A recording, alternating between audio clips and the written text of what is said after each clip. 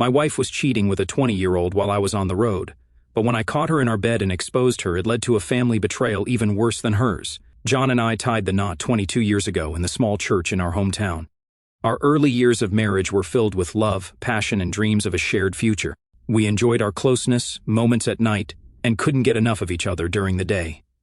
We used to stroll hand in hand through the charming streets of our town, stealing kisses at every turn.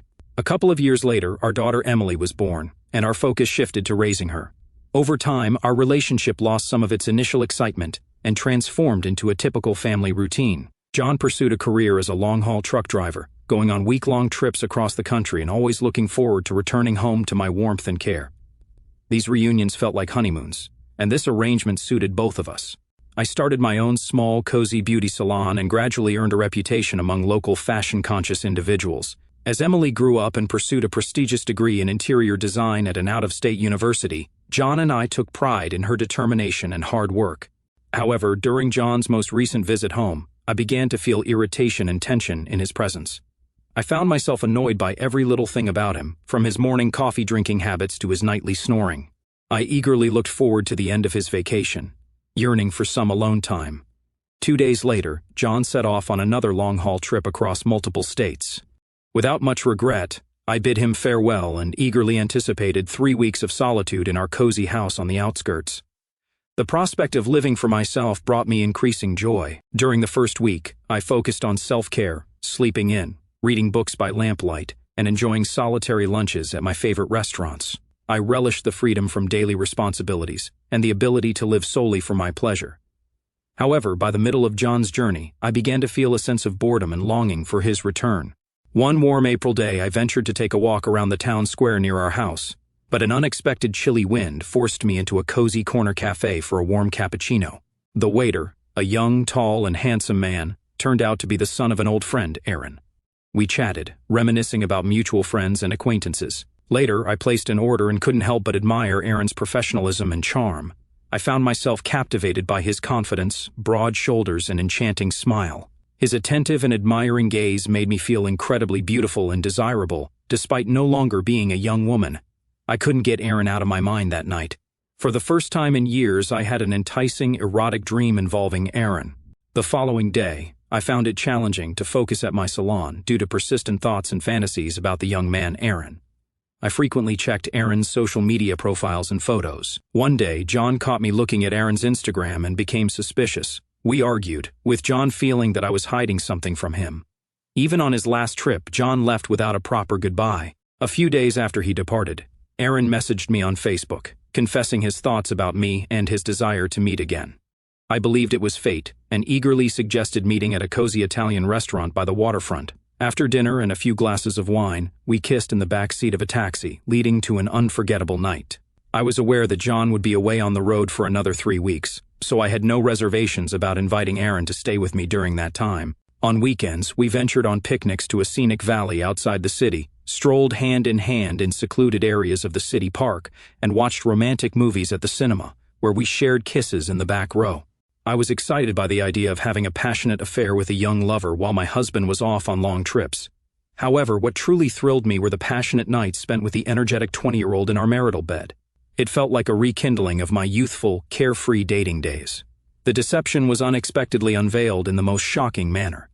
John luckily returned from his trip a couple of days earlier than planned. Remembering our big argument before he left and the 2 weeks of no communication, he decided to surprise me. Arriving home, John brought a large bouquet of red roses and a bottle of champagne, looking forward to a romantic evening with me after our time apart. Little did he know how this day would take a dreadful turn. As he neared the house, he noticed the dimmed lights in the bedroom and living room, which pleased him as it indicated I was already home. With anticipation, he quietly entered the house using his key. Beautiful instrumental music played in the living room. Leaving the bouquet and champagne in the kitchen, he cautiously ascended the stairs to the bedroom. The door was partially open, and a horrifying sight met his eyes. I, his beloved wife, whom he had missed for 2 weeks, was without clothes, kneeling before a young man who held me by the hair, with my hands cuffed behind my back. The young man was the first to notice John in the doorway, recoiling in fear. I turned around in confusion. I barely had time to register John's clenched fist before he lunged at my lover in a blind rage, brutally assaulting him. With my handcuffs, I could do nothing to intervene but scream and cry helplessly, pleading with my husband to stop the violence. Finally, John, breathing heavily, pulled away from the battered young man. His hands were still clenched as he stared into my eyes, exuding a mix of disgust and a desire to tear me apart. I backed against the wall and tried to explain, but John refused to listen. He moved closer and punched the wall beside me with great force. In that moment, fear consumed me, and I mentally prepared to face dire consequences. However, John managed to keep his composure, not wanting to escalate the situation further. "Get out of here now," he growled, pushing the lover, without clothes, out the door. Despite our protests, his anger was so intense that he didn't care what would become of us in our disheveled state. He didn't know, nor did he want to know, what happened to us afterward. The following day, John filed for divorce at the marriage registration office. In the evening, he drank at a bar until he passed out. When he woke up the next morning with a severe hangover, he realized that his life was completely shattered, and he had to start anew at the age of 45. It was excruciatingly difficult and painful. He saw me a few times during the divorce and property division process. I begged for forgiveness, cried, and pleaded with him to keep our family intact for the sake of our shared past and our daughter. However, John remained resolute. Later, he learned that I did move in with the young lover, despite objections from his mother and disapproval from friends and acquaintances. Although he told our daughter that he wished us happiness, deep down, he still harbored resentment toward us both. He realized our relationship was destined to fail due to our age and life experience differences. In time, the young man would likely find a younger partner, leaving me alone. John decided to move forward and not dwell on the past.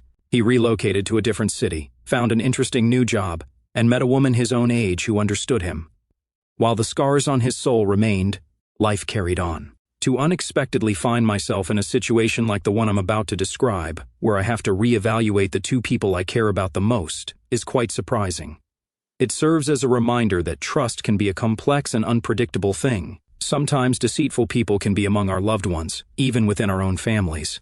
So let's begin with the fact that I never believed in love at first sight until I met Emily. We worked together at a fast food restaurant, and I was instantly drawn to her striking blue eyes, radiant smile, and long blonde hair. Before Emily came into my life, I was comfortable with the casual dating scene. For a while, I had different girls visiting my place almost every night, and I initially thought that's what I wanted. However, Emily taught me a valuable lesson without even physical contact. From the start, I understood that winning her over wouldn't be easy. Emily resisted my advances because she thought I was like the other guys she'd encountered.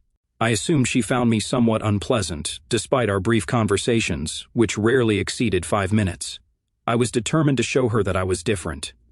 I did have some similarities with those guys, but I genuinely wanted to change. So I spent several weeks trying to convince her of my true uniqueness, which meant breaking down the false image I had created. Before this story unfolds, it's important to note that I hadn't finished college at that time.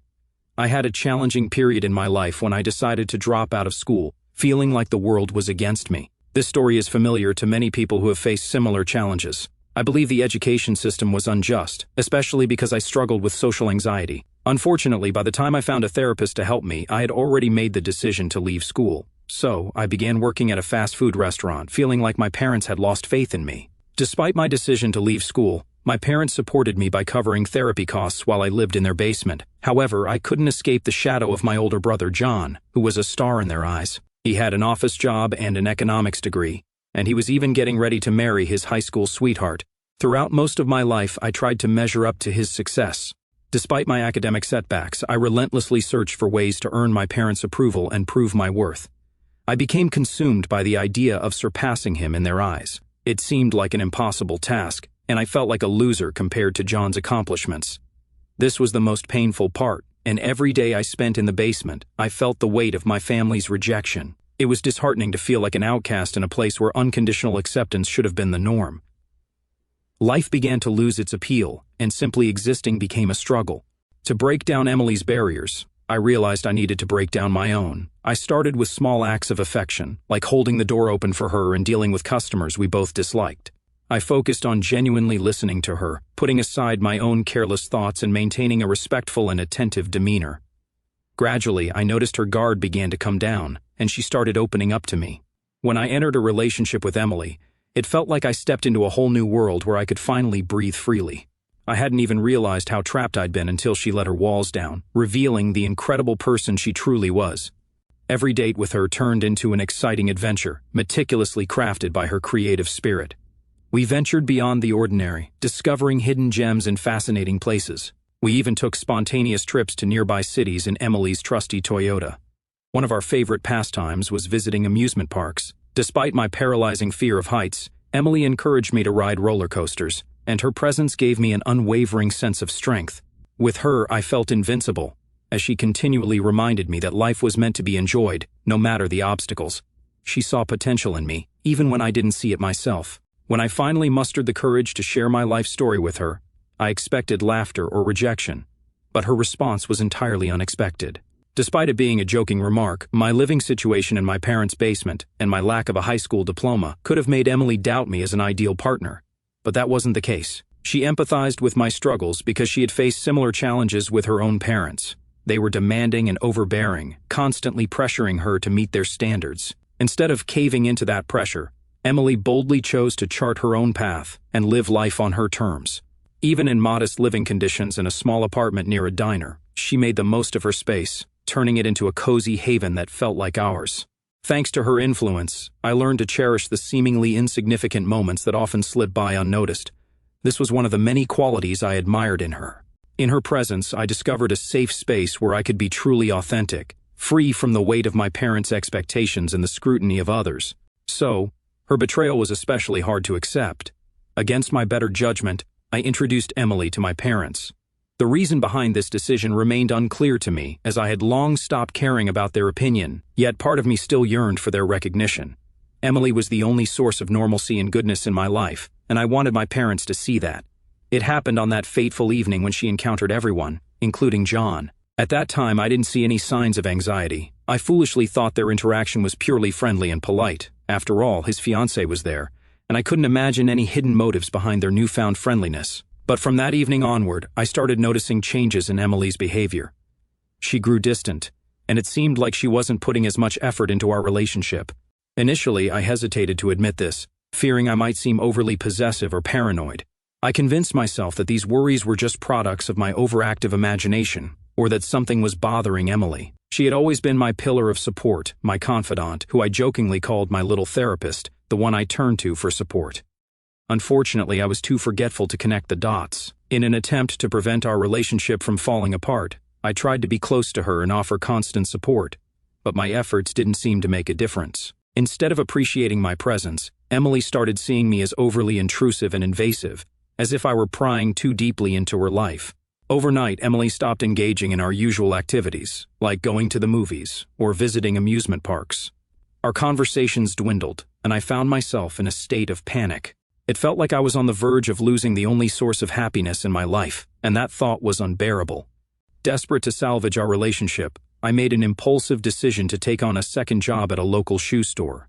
I know it might sound feeble, but I genuinely believed that by being able to buy more things for her, I could bring joy back into our relationship.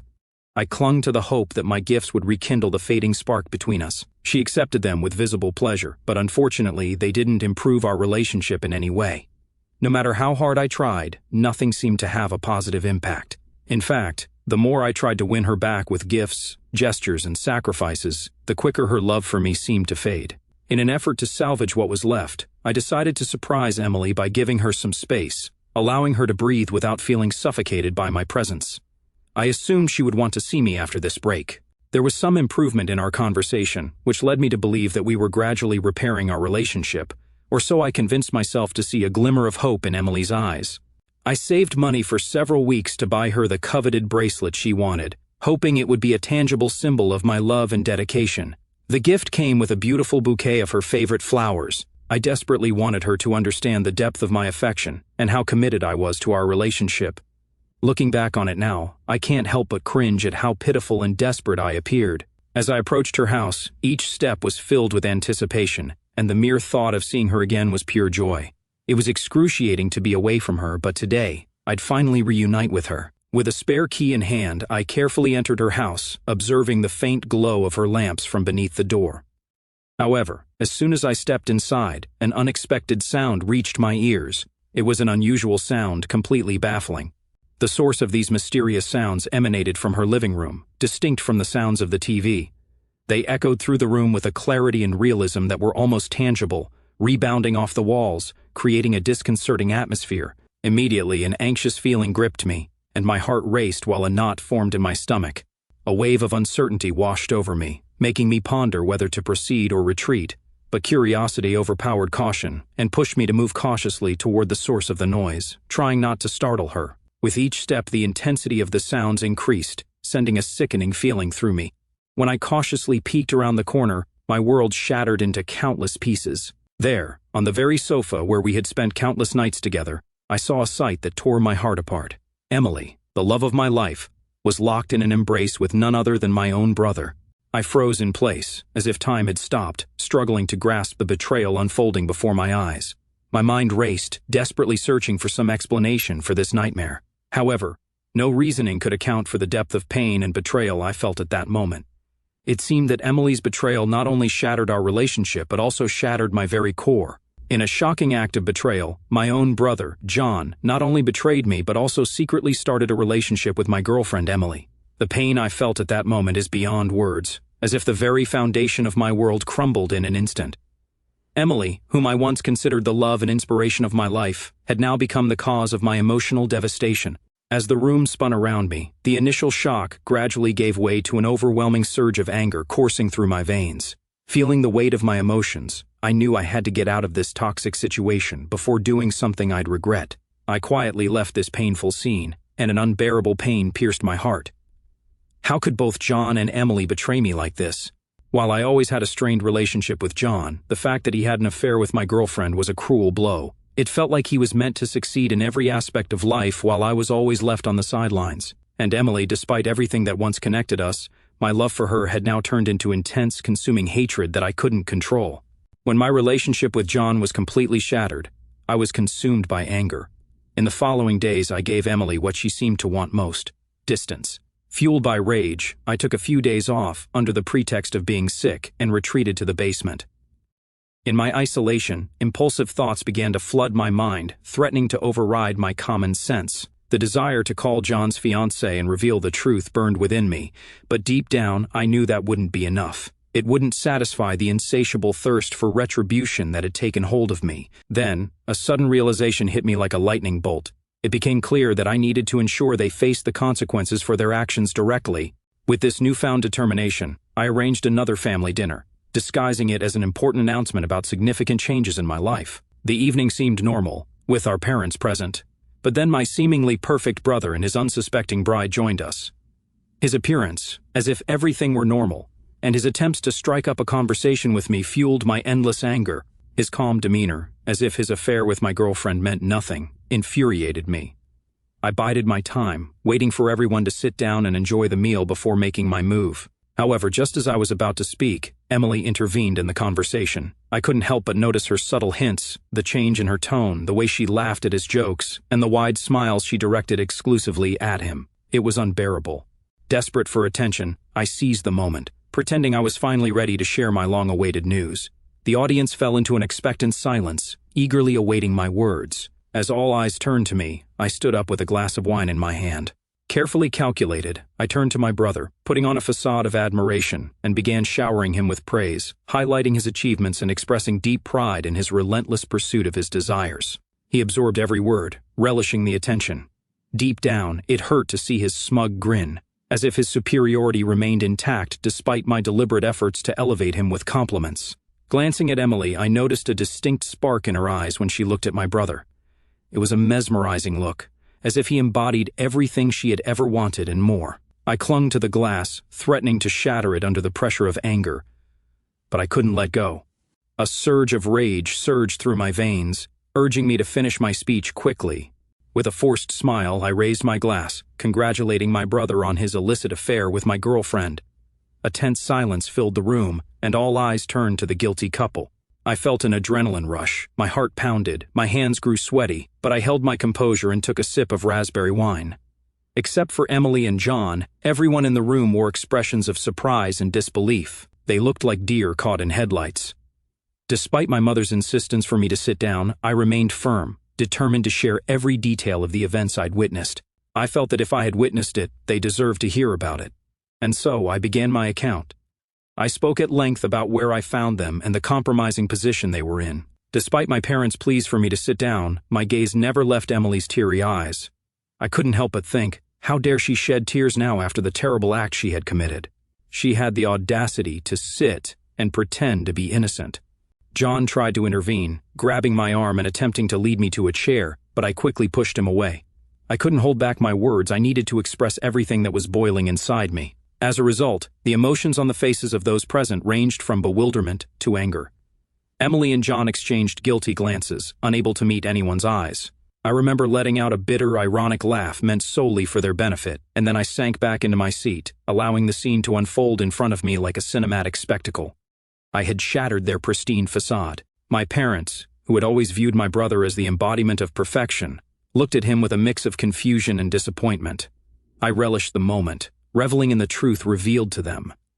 They couldn't summon the courage to deny it. For a brief moment, I forgot about John's fiancée, but she quickly grabbed her glass and hurled it at my brother, causing me to burst into laughter as the wine cascaded down his face. Enraged, she stormed out of the room, tossing her engagement ring at him. My parents, who had always valued honesty and could never have imagined that their beloved son would turn out to be such a despicable person, were left dumbfounded. They chastised him for his complete lack of respect. There was shame and disappointment in their voices, sending a shiver down my spine. Emily, too, couldn't escape their attention. Their gazes turned to her, and they sternly ordered her to leave their house immediately. I didn't look in her direction. I had reached my limit in communicating with her. Even when she tried to apologize to all of us for the horror they had caused, her words entered one ear and quickly exited the other, having no effect. Truth be told, a part of my heart left with her as she walked out the door. When all was said and done, at that moment, I felt like I had hit rock bottom. The consequences were unavoidable. While my parents acknowledged my pain, they disapproved of how I handled the situation. They believed that my brother's fiancée deserved to learn the truth in a more respectful way, and for the most part, I agreed with them. I must admit I was somewhat self-centered in that moment, but given the immense pain and profound loss I felt, it was nearly impossible for me to consider anyone else's perspective. As we retired to our bedrooms that evening, a heavy cloud of tension hung over the house. John's worst fears had come to pass. My parents regarded him with a mix of disdain and indifference, and eventually, despite the passage of time, they made the difficult decision to kick him out of our home.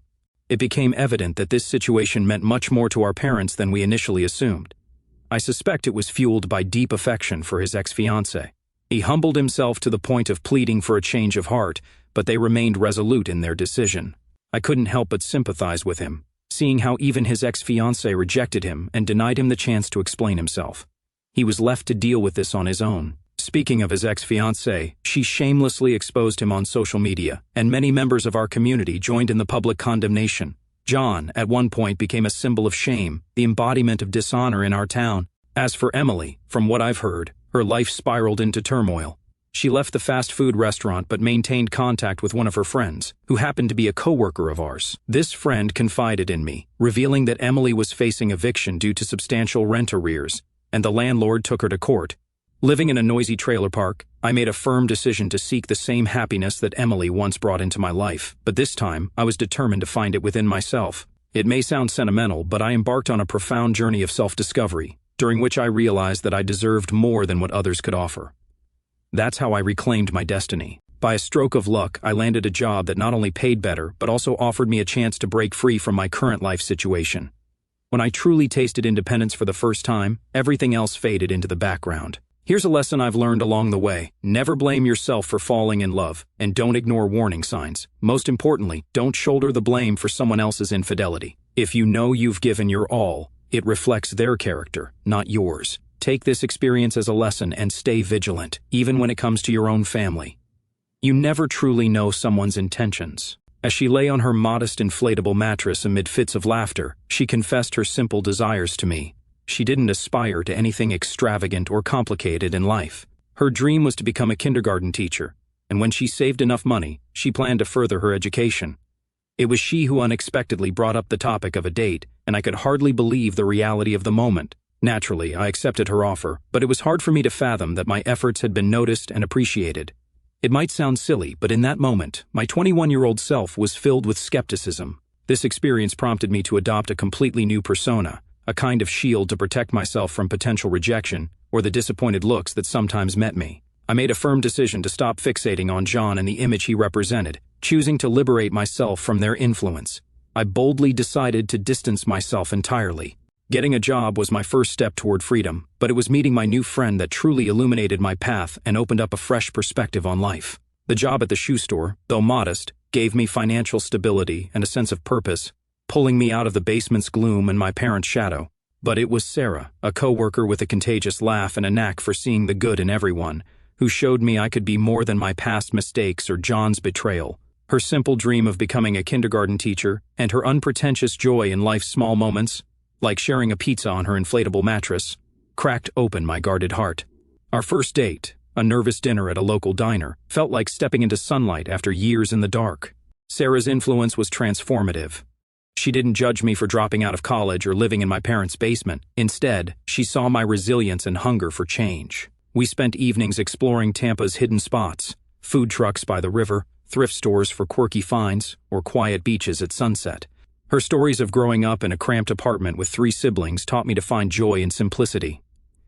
"You don't need much to be happy," she'd say, her eyes sparkling, and I started to believe her. She encouraged me to enroll in night classes at a community college, starting with a business course. The idea of finishing my education, once a source of shame, became a goal I tackled with newfound grit, inspired by her faith in me. Work became more than a paycheck. I excelled at the shoe store, earning a promotion to shift supervisor within months. Managing a small team forced me to step up, honing skills I didn't know I had. My boss, Mr. Carter, noticed my drive and offered mentorship, sharing tips on retail management. I saved diligently, moving out of my parents' basement into a tiny studio apartment. It was bare, secondhand couch, mismatched dishes. But it was mine, a symbol of independence. Sarah helped me paint the walls a bright blue, laughing as we splattered each other, turning a mundane task into a memory I cherished. My relationship with my parents shifted, too. The dinner where I exposed John and Emily strained things, but time softened their disappointment. Mom invited me for coffee, apologizing for comparing me to John. "You're enough as you are," she said, tears in her eyes. Dad, quieter but sincere, offered to help with my rent until I was settled. I declined, wanting to stand on my own, but their support rebuilt a fragile bridge. John, meanwhile, left town after his fiance's public fallout, taking a job in Orlando. I heard he was struggling, but I felt no satisfaction, only relief that his shadow no longer loomed over me. Sarah and I grew closer, our dates evolving into a steady partnership. She introduced me to her family, a boisterous crew who welcomed me with heaping plates of homemade tacos and teasing banter. Her dad, a mechanic, shared my love for old cars, and we bonded over fixing her brother's beat-up Mustang. Her mom, a nurse, saw my social anxiety and quietly checked in, offering warmth without prying. Being around them showed me what family could be, loud, imperfect, but fiercely loyal.